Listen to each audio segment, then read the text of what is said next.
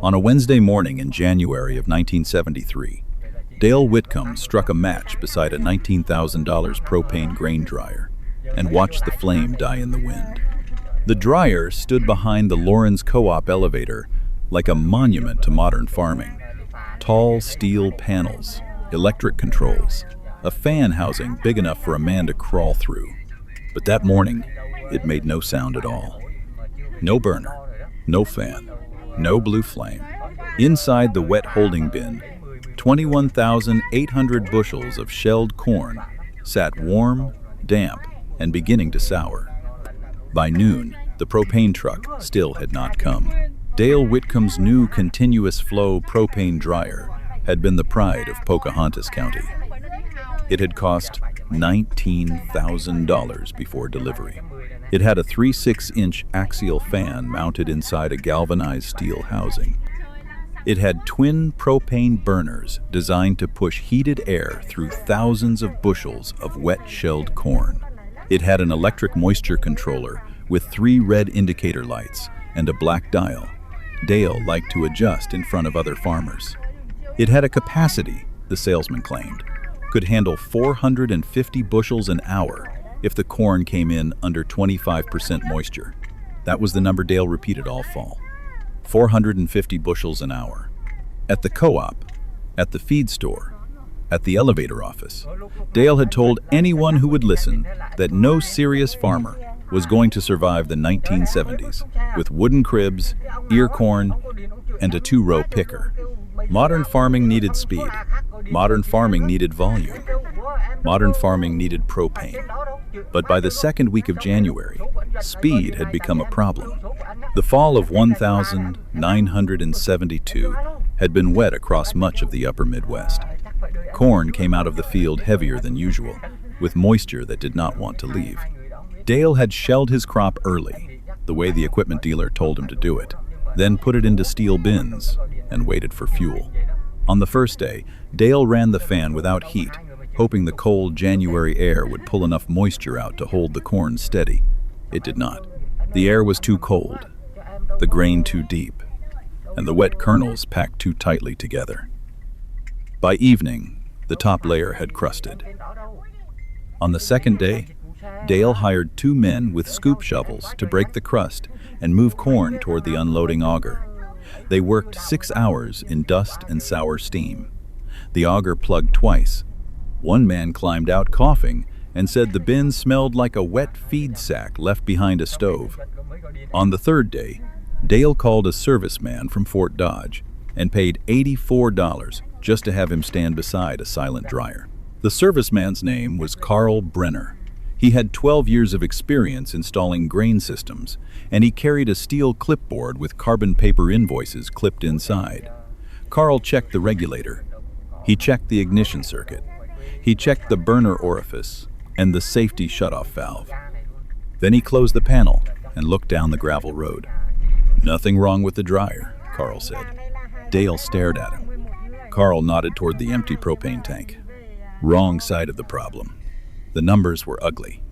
Dale had 21,800 bushels of corn exposed to spoilage. At $1.57 a bushel, that crop represented $34,226 sitting in damp steel. If he had to sell it wet, with a 1-2 cent dock and extra shrink, he could lose more than $3,000 before spring.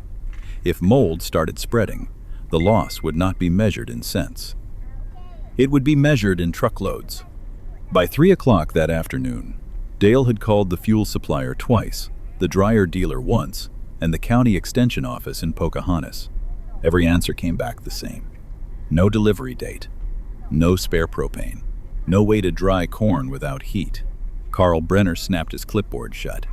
"Without fuel," he said, "a dryer is just a steel box with a mortgage." That's when a faded blue 1952 Ford F6 grain truck rolled past the elevator office and turned slowly toward the west road. It did not hurry. It did not rattle like something falling apart. It moved the way old machines move when somebody has kept every bearing greased.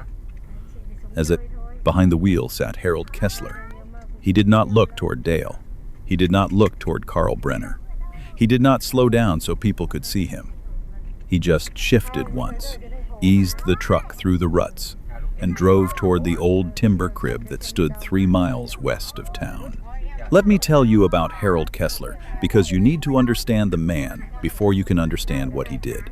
Harold Kessler was 68 years old and had farmed 360 acres in Pocahontas County, Iowa, for 41 years. He had taken over the farm in 1932, the year his father's hand started shaking too badly to hitch a team in winter. Harold was 27 then, old enough to know the bank by voice, and young enough to still believe rain came because a man deserved it. By 1973, he no longer believed that. Harold was not a man who talked over coffee at the co-op on Saturday mornings. He was a watcher. He watched the sky before church. He watched blackbirds move before a storm. He watched the way corn settled in a wagon box after 10 miles of gravel road. He paid cash for seed. He paid cash for fuel. He paid cash for parts when parts could still be found. He owed no bank in Lawrence, Pocahontas, or Fort Dodge a single dollar. Every farmer in the county wanted to grow faster, borrow bigger, and move grain quicker. Every farmer except Harold Kessler. Harold's father, August Kessler, had built the corn crib in 1948. He had paid $312 in cash for oak planks, galvanized roofing, nails, hinges, and 2 sliding doors from a lumber yard in Pocahontas. $312 was not a small number in 1948. That was milk money. That was hog money. That was the kind of money a man counted twice at the kitchen table before he put it in an envelope. August had built the crib himself with help from Harold and a neighbor named Walter Meade. They set the posts by hand. They nailed the slats with gaps wide enough for air, but narrow enough to hold corn. They built it long and narrow, not because it looked good, but because a narrow crib let wind pass through the ears from both sides. When the roof went on, August stood back and said, "If the Lord sends wind, this will use it." Harold never forgot that. Let me tell you about that corn crib, because it's the real heart of this story. It was built in 1948, the same year President Truman won re-election, and farmers across America were being told that the future belonged to machines, chemicals, steel bins, and speed. The crib was not steel. It was not powered. It had no burner, no thermostat, no pressure regulator, no electric panel. It was 72 feet long, 12 feet wide, and 14 feet high at the roof peak. Its sides were made of oak slats, spaced with finger-wide gaps. The floor sat raised on concrete piers so air could move beneath it. The roof was galvanized tin, patched over the years with pieces that never quite matched. Inside that crib, ear corn did not sit like shelled corn in a bin. Ear corn stacked with space around it. The cobs held the kernels apart. The husks and broken shanks left channels. The ears locked against one another in a loose wall full of little air passages. A steel bin stored grain. Harold's crib let corn breathe. Beside the crib, under a lean-to shed, sat the machine almost everyone hated more than the crib itself. A 1,954 New Idea, number 7, pull-type corn picker. New Idea had built machines like it for farmers who still picked ear corn before shelling became the standard. It was painted orange once, though by 1973, the paint had faded into the color of old clay. It weighed a little over 3,000 pounds. It had snapping rolls, gathering chains, a husking bed, and an elevator that carried whole ears into a wagon. It did not harvest fast. It did not leave a field looking as clean as a modern combine. It did one thing very well. It picked corn on the ear and left the cob intact. That mattered. When combines and shellers became common through the 1950s and 1960s, most farmers abandoned their ear corn equipment. They sold the pickers at auctions. They tore down cribs for lumber. They put up round steel bins and bought dryers with propane burners. The new system was faster. The new system was cleaner. The new system let one man handle more acres with less labor. But it also asked one quiet question nobody wanted to hear. What happens if the fuel does not come? Harold had never sold the new idea picker. He had parked it under the lean-to, covered the gear case with a canvas tarp, and kept the chains oiled through winters when he did not even use it. In 1964, when his son wanted to trade it toward a newer combine, Harold said no. In 1968, when the neighbor offered $90 for parts, Harold said no again. He said the same thing both times. It still knows its job.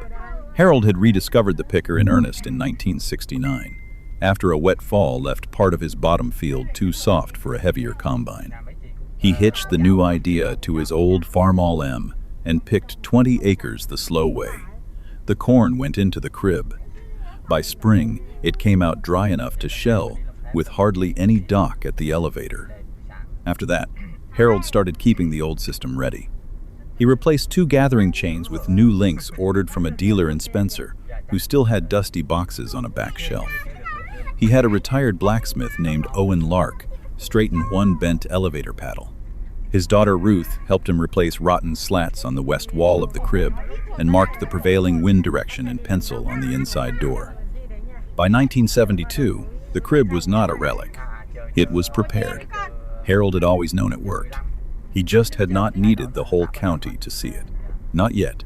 The first public laugh came at the Lawrence feed store in October of 1972. A dozen farmers stood near the coffee pot, waiting on mineral blocks, baler twine, and gossip. Dale Whitcomb stood in the middle of them, wearing a clean tan jacket with the name of his grain equipment business stitched over the pocket. Dale was 42 years old. He farmed 900 acres with his brother and sold grain handling systems on commission. He believed in capacity charts, banknotes, and machines big enough to make other men feel behind. Dale was the most vocal critic. "Harold Kessler's still picking ear corn," Dale announced at the feed store, loud enough for the counter clerk to hear. "Somebody ought to call Des Moines. The museum lost an exhibit." The crowd laughed. Dale waited for the laugh to settle, then made it sharper. "That crib of his ain't storage. It's firewood with a roof." The name stuck. Within a week, everyone in Lawrence knew about Harold's firewood barn. Within a month, it had become a running joke at the elevator, at church suppers, at the livestock auction in Pocahontas, and at the feed store whenever Harold's truck rolled past the front window. Some men laughed because Dale laughed. Some men laughed because they had already torn down their own cribs and did not want to wonder if they had been too quick. Some men laughed because a quiet man is easy to mock when he will not mock you back. Harold heard it. Of course he heard it. He heard it at the co-op scale when a younger farmer pointed toward his wagon and said, "Careful, boys. Antiques crossing." He heard it at the elevator when a clerk asked whether he wanted to be paid in cash or Confederate money. He heard it when a boy on a bicycle rode past the farm and yelled, "Firewood barn!" Harold did not respond. He did not defend himself. He did not explain ear corn. He did not ask anyone to come see the crib.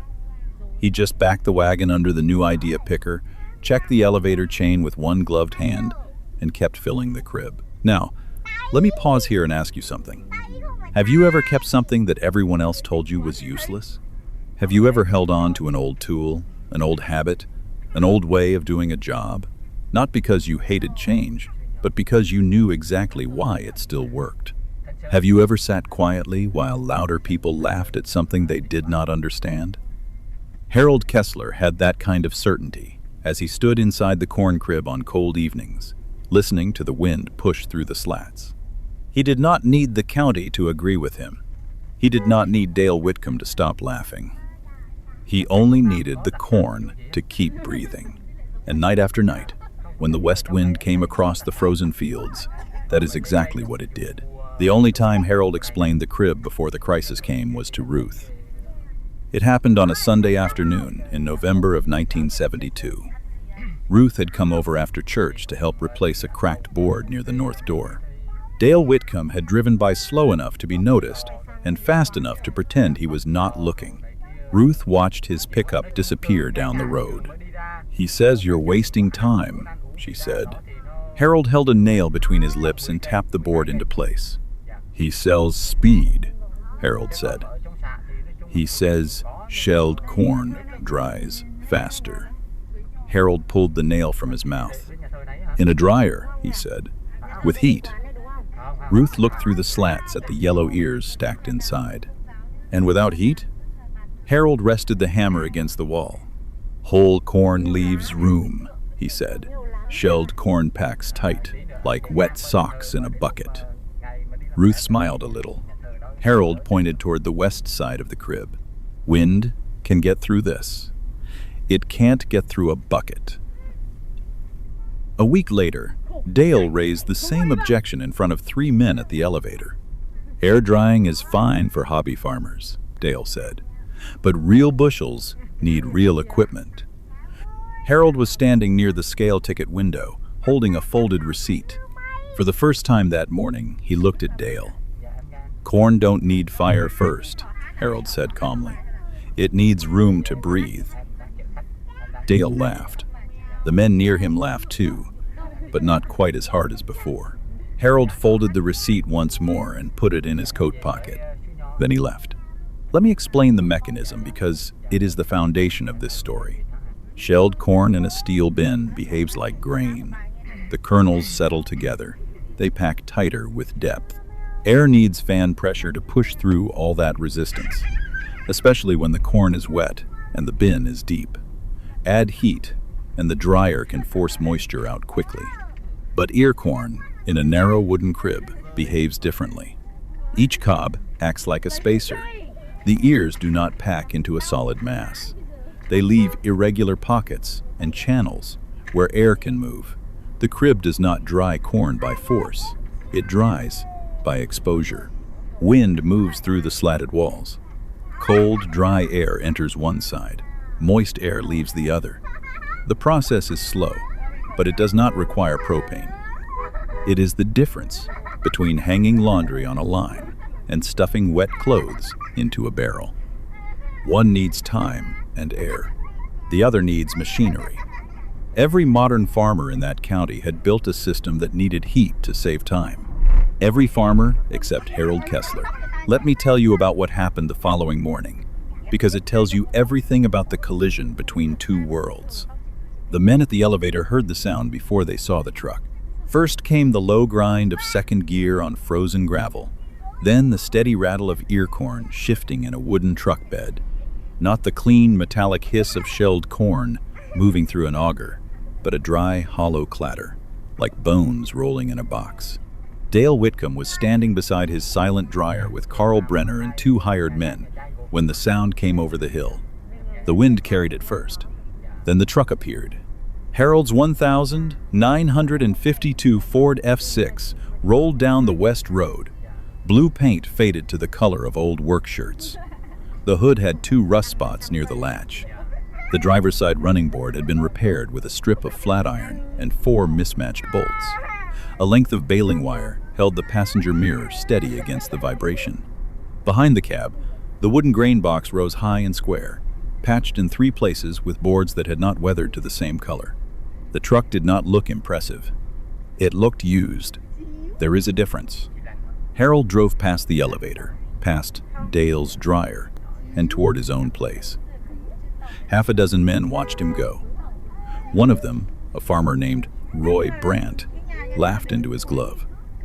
"There goes the museum parade." Dale laughed too, but his laugh was smaller now. The empty propane tank stood behind him, white and useless. Frost gathered around the fittings. The dryer controls were off. The bin still smelled sour when the wind came from the south. Harold did not stop. He turned into his lane, backed the truck toward the corn crib, and climbed down 1 step at a time. Ruth was already there, wearing a brown canvas coat and carrying a moisture tester in a wooden box. Harold opened the rear gate. The first ears fell into the crib with a dry clatter. They hit the sloped boards, rolled, and settled into the pile. Ruth watched the way they landed. She used a 3-tine fork to pull the pile away from the wall and keep the air gap open. Harold moved slowly, methodically, and without a word. The west wind blew through the crib and carried away the smell of field dust and dry husk. By noon, the rumor had reached the elevator. Harold was still putting corn in the firewood barn.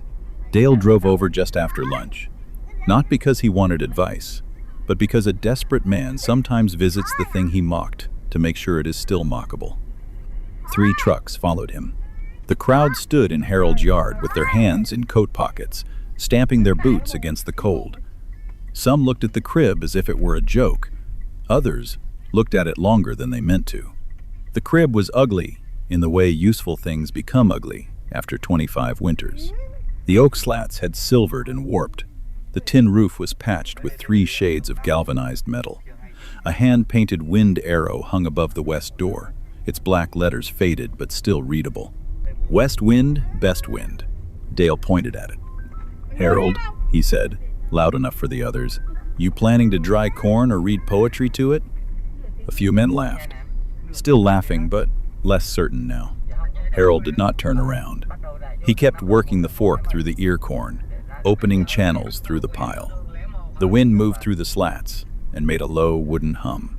It was not loud, but everyone heard it. Dale stepped closer to the crib door. You really think this old thing can dry corn better than a dryer? He asked. His smile had gotten smaller. Harold set the fork against the wall and looked at Dale for the first time that day. His eyes were calm. His face showed nothing. No, Harold said. I think it can dry corn without propane. Nobody laughed at that. Dale looked toward the crib, then back toward the road that led to his silent dryer. Behind him, Carl Brenner said nothing. The serviceman had spent enough years around machines to know when a machine was not the answer.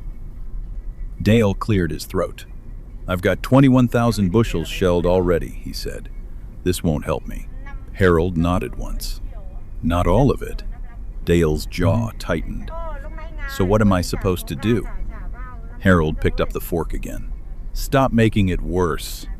Dale stared at him. Harold pointed toward an empty bay on the east side of the crib.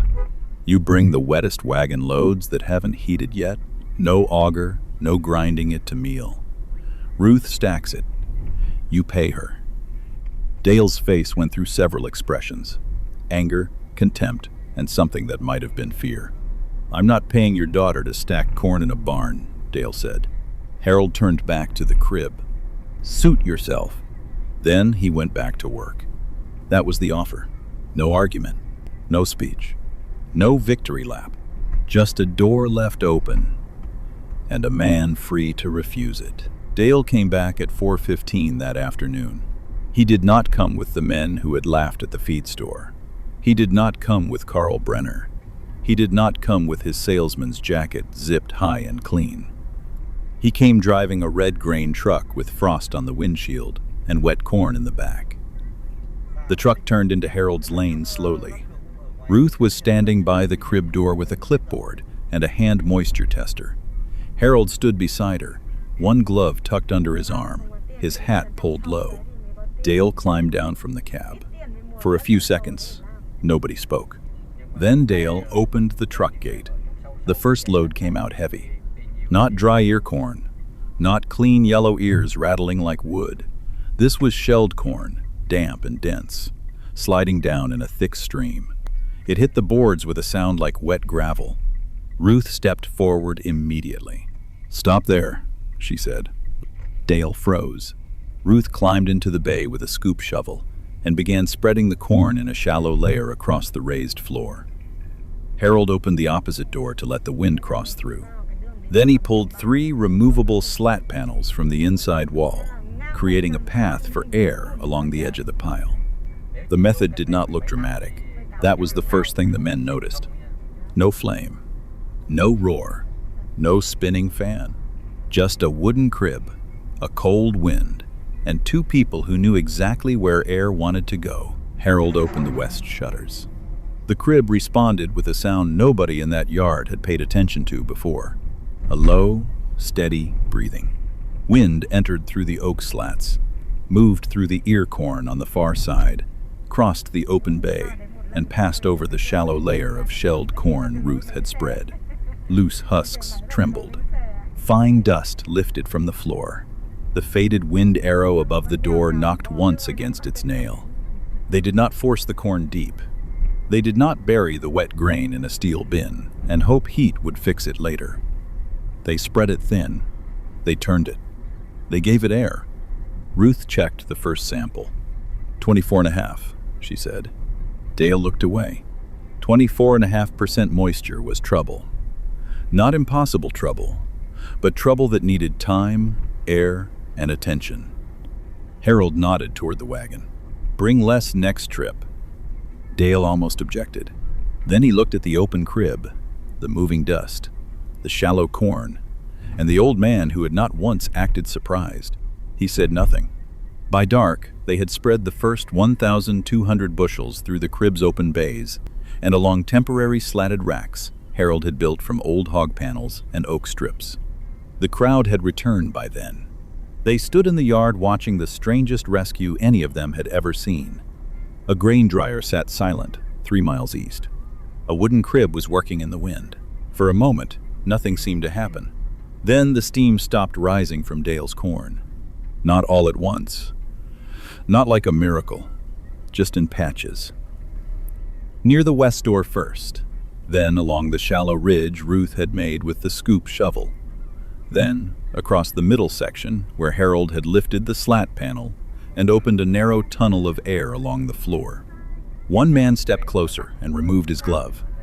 He held his bare hand over the corn. Feels cooler, he said. Nobody answered him. Ruth checked another sample from the west edge. 23.8. That was less than 1 point. But it was movement. And movement was everything. The next morning, the same section tested at 22.9. By the third day, the top layer near the airflow channel tested at 21.6. The corn was still too wet for safe storage, but it had stopped heating. The sour smell had faded. The clumped crust that had formed in Dale's bin did not form in the crib because Ruth and Harold turned the shallow layers twice a day. 10 bushels, 50 bushels, 200 bushels. The numbers did not jump. They walked, but they walked in the right direction. By the 5th day, Dale had brought over 3,800 bushels that had not yet spoiled. He did not bring the worst grain. That was already lost. Some of it had to be sold at a discount. Some had to be blended carefully. Some had to be hauled before it damaged the rest. But the corn that came to Harold's crib had a chance. Every day, Ruth wrote numbers on the clipboard. Bay 1, west edge, 20.8. Bay 1, center, 21.4. Bay 2, floor channel, 20.1. Temporary rack, 19.7. The figures were not beautiful. They were honest. Dale started arriving without talking much. He no longer wore the clean jacket. He wore chore gloves, and by the second week, he knew not to dump too much in one place. Ruth still corrected him when he did. Too deep, she said once. Dale looked at Harold. Harold did not rescue him from the correction.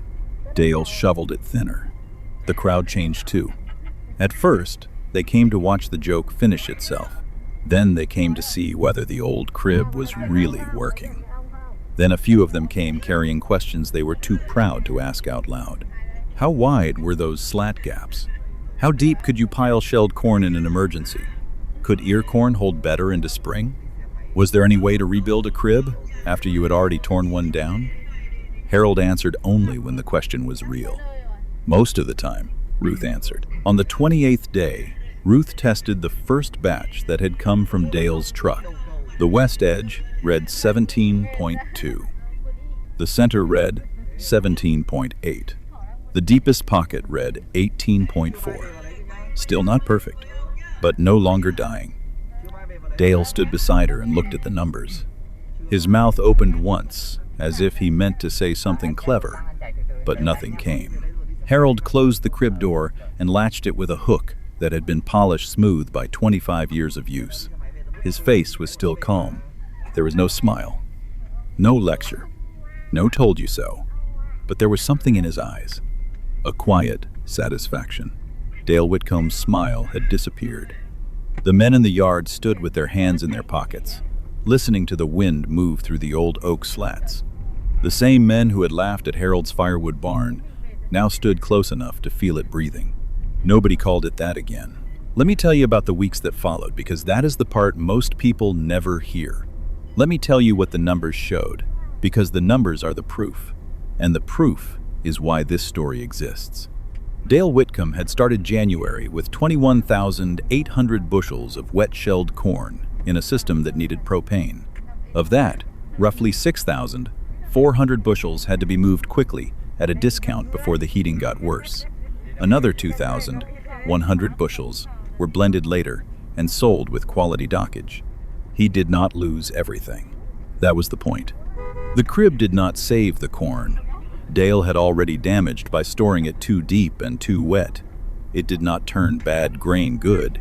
It did not perform magic. It saved the corn that still had time. By late February, 4,900 bushels that had passed through Harold's emergency crib system were dry enough to hold until spring or sell with a much smaller dock than Dale had feared. Dale's modern system had cost $27,500 between dryer, augers, wiring, and bin work. Harold's crib had cost his father $312 in 1948, plus 25 years of maintenance, boards, nails, and attention. That comparison was not fair in the way bankers measure fairness. But farming is not always judged by purchase price. Sometimes it is judged by what still works when the truck does not arrive. In March, Dale drove slowly up Harold's Lane. He was not in a hurry to get where he was going. He thought about the feed store. He thought about the museum joke. He thought about calling the crib firewood with a roof while his own dryer stood cold behind a locked propane valve. He stopped near the crib and sat in the truck for almost a minute before opening the door. Harold was inside, repairing a slat with 2 nails and a short oak board. Ruth was sweeping fines away from an air channel. Dale stepped through the open doorway. The crib was quieter now. Most of the emergency corn had been moved. What remained sat in clean ridges, dry enough to rustle when the wind crossed it. Dale took off his cap. "I need to ask you something," he said. Harold drove the second nail before answering. "What?" Dale looked at the wall. "How wide did your father space these boards?" Harold did not smile. He did not make Dale say he had been wrong. He did not mention the feed store. He did not ask him to repeat the name Firewood Barn. He just held up his thumb and forefinger. "Wide enough for wind," Harold said. "Narrow enough for corn." Ruth handed Dale a pencil and a scrap of seed corn envelope. Dale wrote it down. That spring, 3 men in Pocahontas County repaired old cribs they had planned to tear down. One farmer bought a used ear corn picker at auction for $140 and parked it behind his machine shed, not because he planned to go backward, but because he had learned something about having one more way to survive. Dale still used his dryer. Of course he did. When propane came and the burner lit, it was still faster than wind. Nobody denied that. Harold did not deny it either.